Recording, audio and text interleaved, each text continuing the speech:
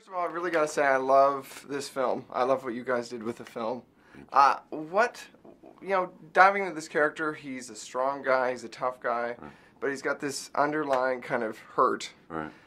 Do you think that at some point he reached this horrible moment in his life that turned him into this tough guy? Right.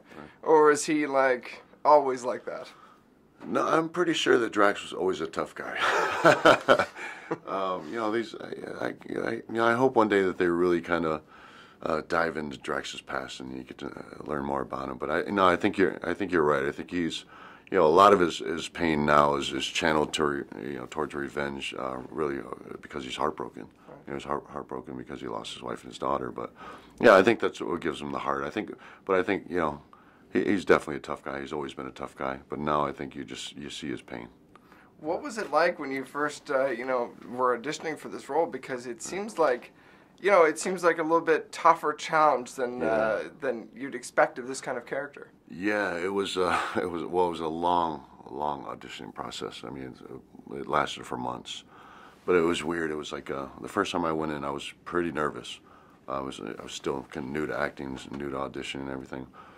But it was the second audition when they actually, asked me to come back, because I wasn't expecting to be asked to come back. But that's actually when I was terrified. The night before, I didn't sleep. I was just in a bad mood because I was so nervous. And I went in and met with James, and he just made me laugh like right off the bat. I felt comfortable with him right off the bat. And so the process after that, it was harder, but only because I really got more so emotionally invested in the character. I really wanted to play him. But as far as performance-wise, it was easier after that because James just made me feel so comfortable. Right. Yeah. And I mean, to me, from what I read, it sounds like you and the rest of the cast were really close. Yeah. What was it like, working with them and re-meeting over the times since then? It's great, man. And when we get together, we just kind of fall right back into the groove because we just spent a lot of time together. Especially the three of me, Chris and Zoe spent a lot of long days together. But it was just so much fun, man. We had a really good chemistry, especially me and Chris. Like right off the bat, we just kind of clicked and got along. But it is, man. It's weird how, because I haven't done all that many acting jobs, but the stuff I've done has just been not in comparison to the amount of fun that we had, man. It's like every day, and I think it probably all trickles down from James Gunn. Right. He's just such a fun, lighthearted, loving guy, and just so funny and witty, and that's the way I think he approaches everything. Did he give you any particular direction about the character? Like at one point that he was like... Yeah, I mean, he gave me direction at all points. I mean, we were always going over things, and we were doing things different ways and trying different things and doing a lot of improv stuff.